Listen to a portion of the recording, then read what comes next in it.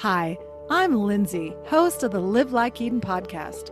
What do you do when your whole life flips upside down? Are you questioning everything, lost in chaos, or yearning for life's deeper meaning? I've been there, deep in the thick of it, unraveling my own awakening mess for over 20 years. Now I'm here to help you through yours. I share no-nonsense weekly wake-ups, cutting through the ego's illusions to wake you up to your own spiritual wisdom. No mountaintop bliss needed here, just practical tools, insights, and real-life experience to save you time. Plus, a much-needed laugh when we're all losing it. Let's dive into this fresh new episode. Hello, and welcome back to another episode. I hope you all are doing well. I cannot believe it's November, almost pushing mid-November. Can you? I mean, the holidays are upon us almost. And if I didn't know any better, Christmas has already happened. What the hell is up with Christmas decorations being in the store before Halloween? Every year they push it even more, don't they? They want us to consume and buy, and it's fun. It's festive. I love the holidays.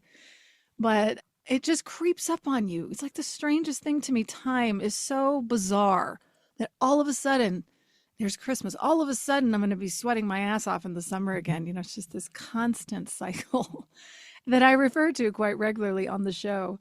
Today I want to tell you about a book that I'm a part of. I'm a contributing author in the new Awakened Hearts volume number 2 book that just came out Monday, November 10th.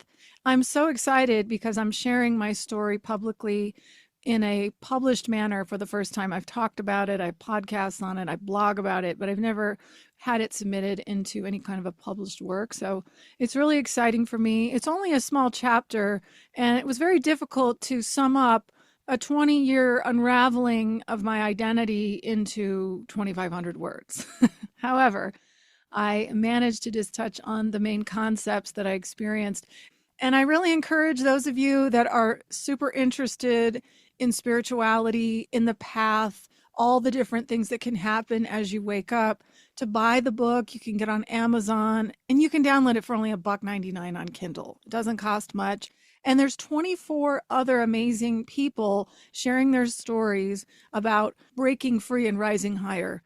I hope that for those of you that are looking for answers to questions that you've been seeking, or nobody else is experiencing something that I am, maybe get the book. And there's also volume 1, and see there's so many ways and so many different forms that life can show you the way to your own spiritual nature.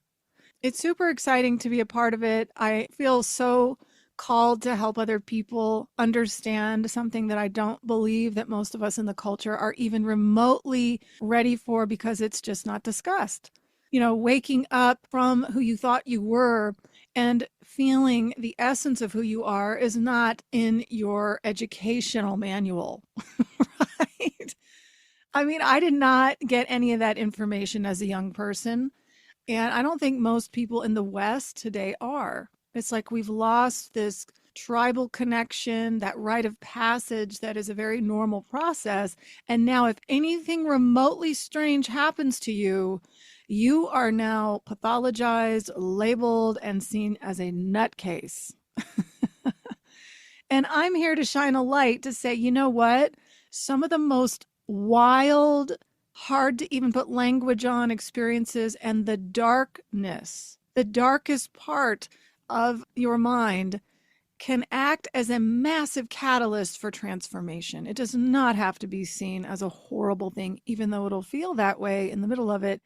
It's actually taking you to the doorway of where you can shift your entire life.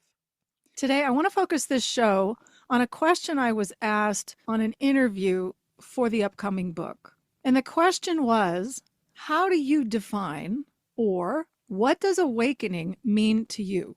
And as I go through this today, and I'm going to share with you my answer, I want you to think about it for yourself. What does it mean to you to wake up? And the term gets tossed around so much today. Oh, I'm having an awakening. It was awakening.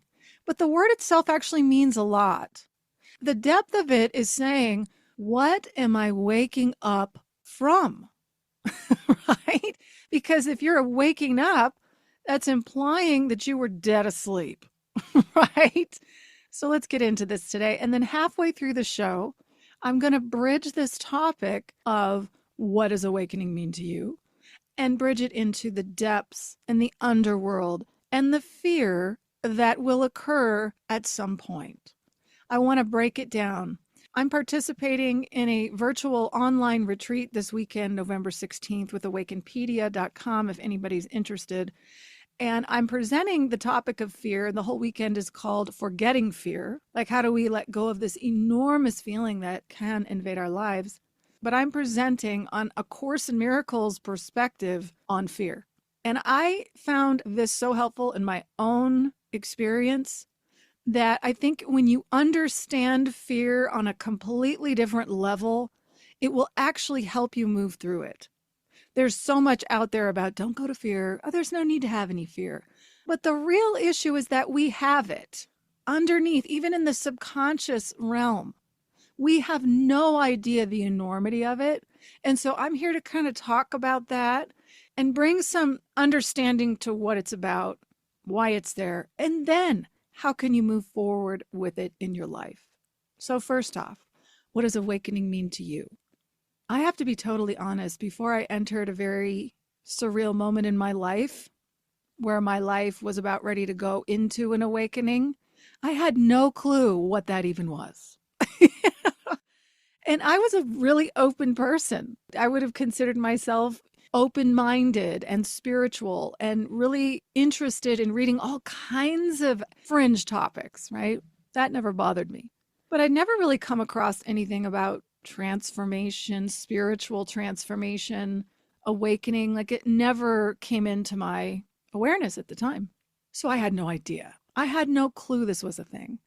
And when I entered it, all I knew as it was happening was that something was tearing me apart, something greater than myself. And I say that in the physical sense of the word. I felt a physical essence, a power, if you will, pulling me deeper and deeper and deeper down the hole. All I can tell you is I could just feel it. It was like this pull, and it was happening. And it felt like it was pulling away layers, stripping me away of all the things I thought I was. That would include, on the level of the mind, everything you think, everything you believe, everything that I thought was opinion or a preference, all of these things that we do in the world, how we define ourselves. It was ripping apart. It was slowly shedding all these layers. Have you had this in your life where you feel like you're falling apart? You're crumbling and you're devastated, right? It's devastating. Now, typically, when you're looking into spirituality and awakening, most of the information you find is focused on the wonderful highlights of the journey. And there are some that touch on the dark night of the soul, and they'll talk on the dark period of time. Most of this, I find, is still completely focused on the individual identity. What I mean by this is a lot of information will pull you into your dark night so that you can recognize your special role as a soul in the world. Now, do you play a role in the world? Yes, we all play roles. We all have a role to play at any given time in the world, like the actors, right, running around on the stage. We all have roles, and they change. Some of us are only in a role temporarily until we try on a new hat, or we're called to another location, or something else happens and we shift roles. We put on a new mask. I don't like the old mask. Let's put on a new one. you know. But awakening, to me, from where I sit today, is pulling you deeper and deeper away from the identity, away from who we think we are as individual souls or separate selves in a world, because that's what our eyes see. That's what we believe, right? We see that in the world. But when you're pulled deep enough, you feel the unraveling of your individual identity. And when you feel that happening, there's a point where you don't know what's beyond that, which is what I refer to as the dark night of the mind or the soul. But to me, it's the mind. The mind's the one freaking out. I always think the soul is never harmed. The remembrance of home, that spiritual soul that we are, is whole and perfect. It never seems to be bothered. It's the mind that is completely out of control, you know? And when you start to have all those layers peel away and you feel yourself crumbling, the mind is going to freak out even more. So, from my perspective, and this is just me, awakening is taking you deeper and deeper and deeper until everything is gone and we are home in God or in peace, in oneness, in eternity. That would be what I would see as awakening in its totality. That if somehow we all separated from the Godhead, we fell into the dream world, and there's reference to this in Genesis, that we fell from grace. We ate the apple from the tree of knowledge of good and evil. Some people think that's literal. I look at it as duality. We fell into duality. The apple from the tree of knowledge of good and evil represents duality. Simple. So if we fell fast asleep, like it says in Genesis also that Adam falls asleep, and we fell asleep into this dream world that we call the universe, because it's not just the earth plane, it would be the entire universe, the lands that we don't see, all the things out there, the distracted world that the mind wants us to keep investigating, right? That if that's where we are, then there's a memory, which is why I called this show Live Like Eden. The Eden is the symbol of home in God, the perfect whole place that is really and truly home. So if we all fell asleep, we're fast asleep, we're dreaming, then we're eventually going to wake up and return home. It's very simple. It seems like a simple concept to me. We just make it really hard in the dream. So thinking of awakening on that larger scale, as you live your life in the world, each little thing that you encounter, every experience you have, every moment that you live, can either be seen as a distraction to keep you sleepwalking even more, or your ticket to shift out of that and join with the spiritual nature in your mind, that Eden in your mind, and start waking up. And this process can take eons. Or could it happen instantly? Is it just we're taking so long because it's so overwhelming? We are so attached to the world, we don't even realize it.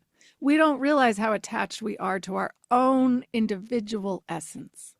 And a lot of people would deny that. They would say, well, I'm not that attached to myself. I'm not selfish. Wait until you slip away. You know? Wait until something in you happens where you go, uh-oh.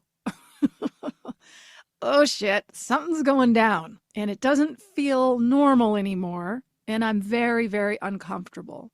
And then you start questioning everything you thought to be true, everything you believed. Now, some simple things that happen, I think, in the world are when you notice external influences in your life, whether it's your close group of friends that are influential in your life, your family, your religion, your education, your political views, it doesn't really matter, but all of these spheres in life can influence you in some capacity. And when you start waking up from that, recognizing that, oh my gosh, I don't have to be influenced by anyone else.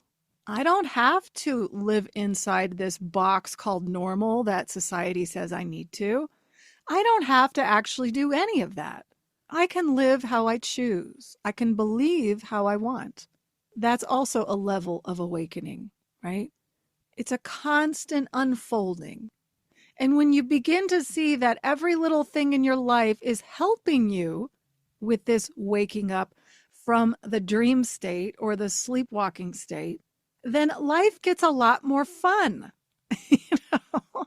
Because let's face it, when you're really wrapped up in the world, and when you're believing everything you hear, and when you're taking it personally, this is another thing that happens. Everyone takes everything so personally. Like an attack on somebody else is an attack on you. And you hear this too. If it's an attack on one, it's an attack on all of us.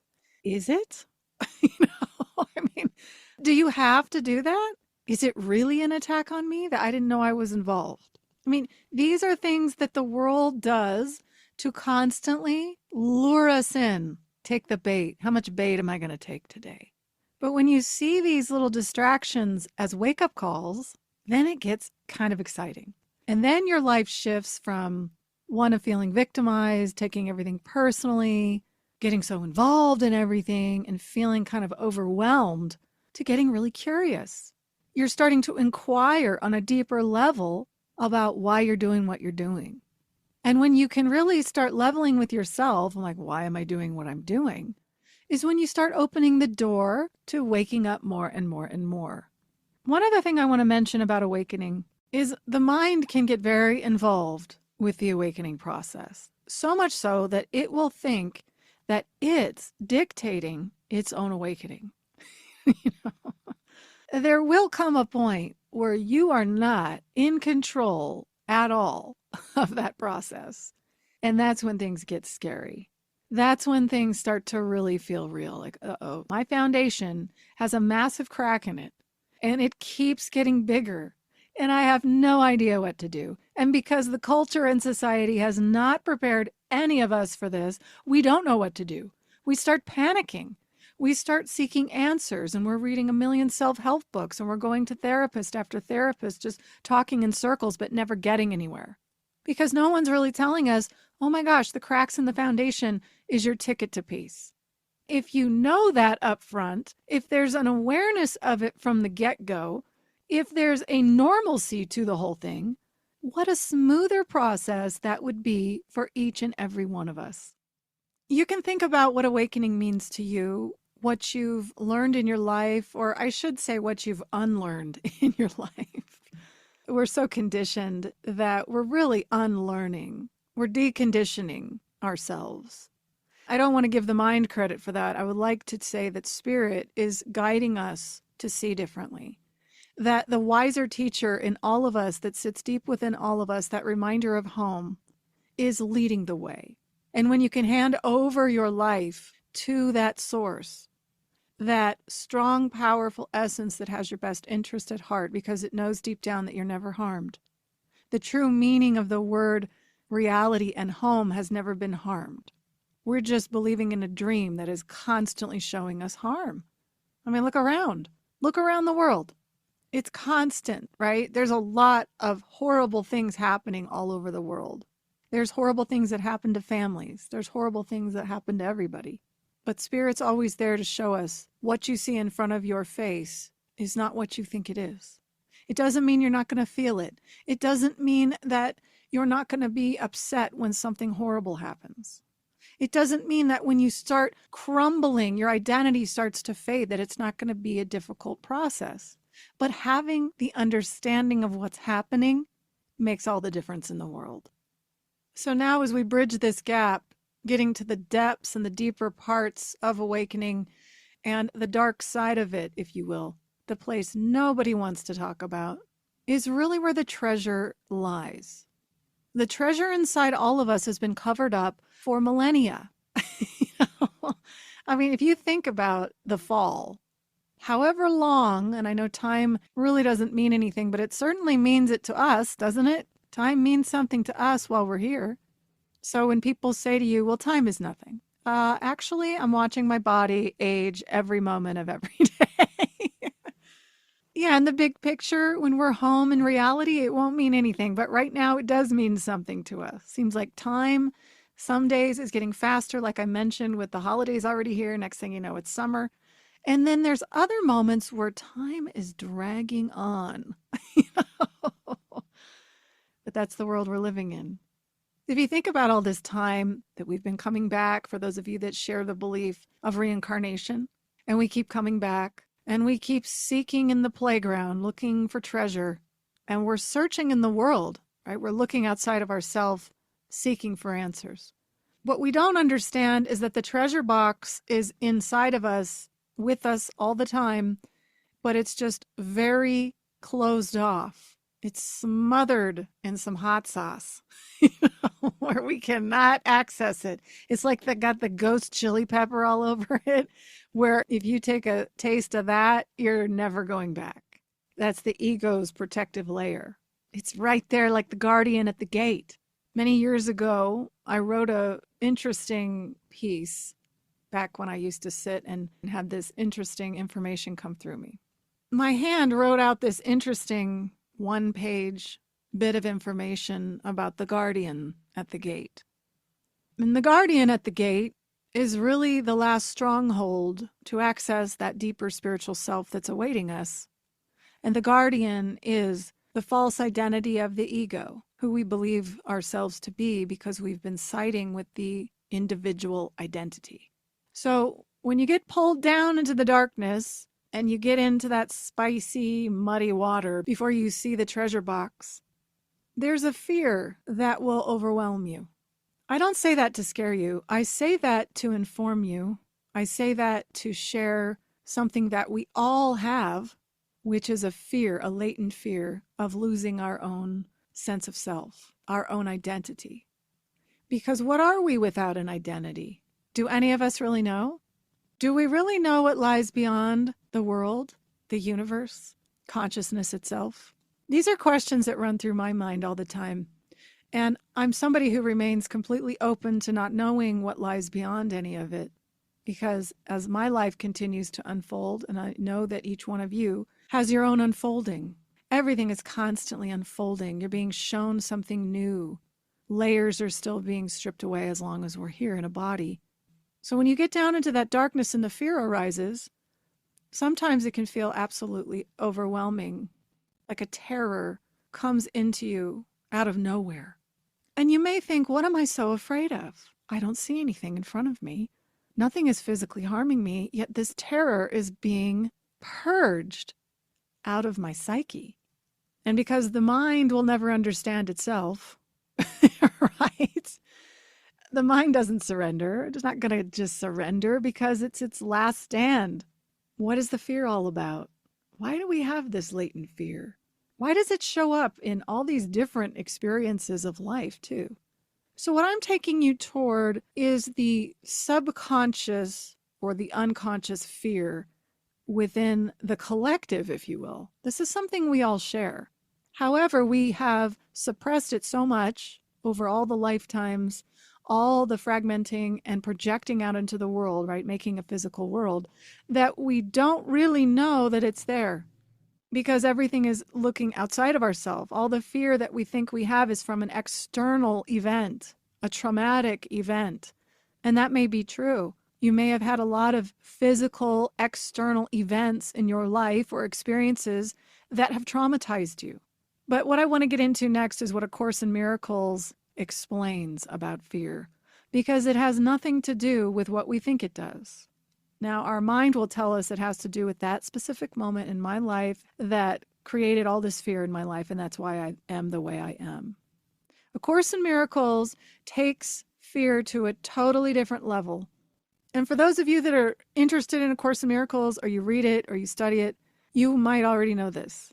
But those of you that haven't yet, but you're interested in what it says, let me share 3 common words and themes in the text that may help you understand why the world is the way that it is. Sin, guilt, and fear. We hear these terms a lot. We hear that in religion, we're a born sinner. I'm always thinking, how? What did I do? When I came in, I created so much sin. A Course in Miracles is going to look at this a little bit differently. The Course explains that sin simply represents separation. That's it. So if you think about it, going back to the fall from grace, if it's true, and again, we don't really know, these are just questions, right? If it's true that we fell from grace and we thought we separated from God, we immediately felt what? Oh no, what have we done? We separated from God. And what does that do when you think, right? Because it's really a thought and a belief that if you've pulled away from the source, you're now worried. The one Son of God, or the one collective energy, think of it however you want, is now incredibly guilty for leaving the perfection of all that is. The only true creation is home. So we have the sin, which is simply our belief in separation. And each one of us, because we are here, can relate to that. On some level, we obviously believe in it because we're here. The guilt we experienced as a collective mind, okay, not as an individual, let's say at the very beginning, if we split off from the whole, So instead of there just being only God, there was a thought that split off. Now there's two: God and the belief in separation from God. You could also say that this is consciousness. Something is believing in something else. Consciousness means you are conscious and aware of something else. God is only God, one, nothing outside of itself. So immediately there's the separation, which is sin. Then there's the guilt felt from that one collective thought of what would happen if we go back to God. What's he going to do? There's the wrath of God in the Bible. The Course in Miracles says this is what the Bible is trying to teach you, that God is actually mad at you. A Course in Miracles is saying none of this even happened, but this is the way that it's interpreted. And you can see it in every religion, right? Especially in Christianity. God is a vengeful God. He's very judgmental. So the guilt is so overwhelming. Instead of going home because we're too afraid of what God is going to do to us, and you can see this in Genesis too, we're so afraid of what will happen that instead of facing it and returning home, we project out a world and we fragmented off a universe and all the trillions of parts within it, including individual selves and all the things that we see here. Meanwhile, the fear underneath it is hiding because we projected outside of ourselves and created the physical world. Now, that may sound like total lunacy to some of you. To me, it makes a lot of sense. It's like, wow, of course. The fear that we experience in the world is a projection of this fear, or this sin, guilt, and fear that I just explained from A Course in Miracles, that is playing out in our lives with people, with different situations and external experiences. So that we continue to see somebody violated me, somebody did this to me, I'm blaming someone else for this, therefore I keep my focus on that as the problem. Now, there's nothing wrong with looking at the problems you have and figuring them out. You still do that. You do all of that in the world. But underneath it, you can begin to see what's really going on with the ego's projection. It's continuing to project out because I'm literally covering up this terrible fear of returning home. That's all it is. The fear of love, believe it or not. It's so strange, right? What a strange thing.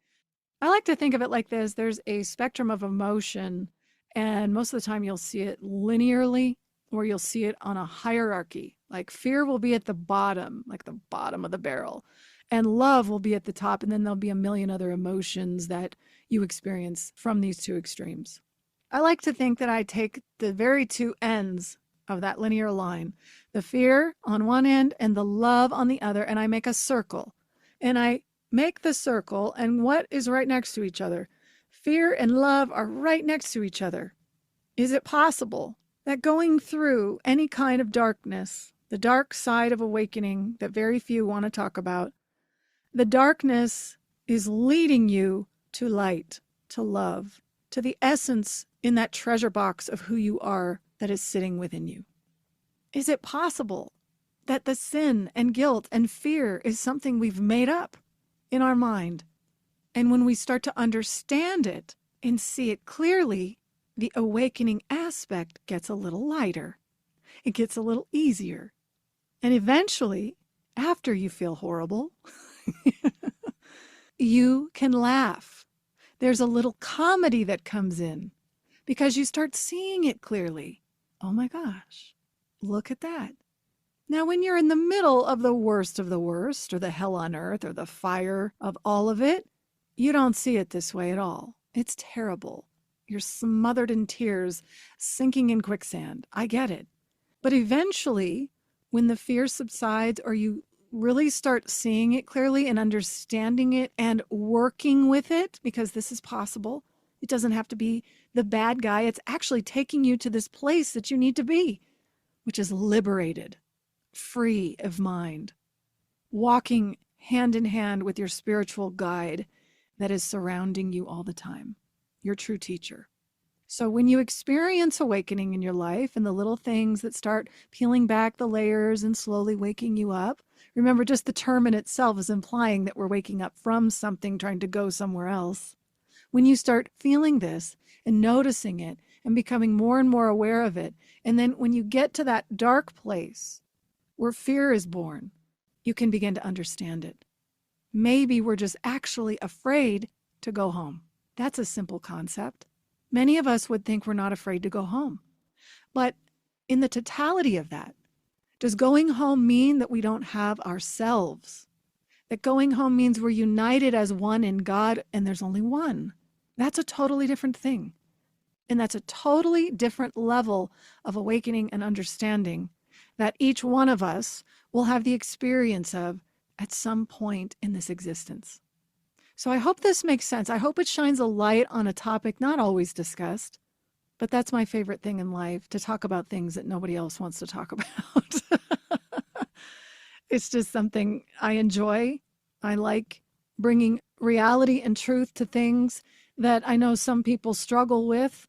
Had I not gone through the depths of hell, I wouldn't be sitting here even being able to share this topic. So even though in the midst of it, it's not fun, I'm incredibly grateful to be able to share it and help you and anyone else who's struggling on the path understand the depths of the psyche and the subconscious mind runs a lot deeper than we think. But having clarity and understanding will bring you a sense of peace and liberation that will truly set you free. I hope you enjoyed today's topic. I'm going to link the book, if any of you are interested, Awakened Hearts, volume number 2, Sacred Stories for Breaking Free and Rising Higher. I would love your support. If you read it and want to drop a review, that would be awesome. Trying to get through the algorithms on Amazon to get on a bestseller list is not easy. So we need all the support we can get. I really appreciate it. And next week, Jules from Just Jules Nutrition is joining me to talk about staying as healthy as we possibly can through the holidays. So bye for now. I'll see you all next week. That's it for today's show. Thanks so much for listening. If it resonated, please share, follow, and drop a review with your takeaways. It really means a lot. Visit my website at livelikeeden.com to subscribe for weekly reminders and blogs, or sign up for a free 30-minute consult to explore one-on-one guidance sessions if you're really struggling in awakening's darkness. Take my awakening quiz to get a personal podcast playlist that meets you exactly where you're at. See you next week for another deep dive.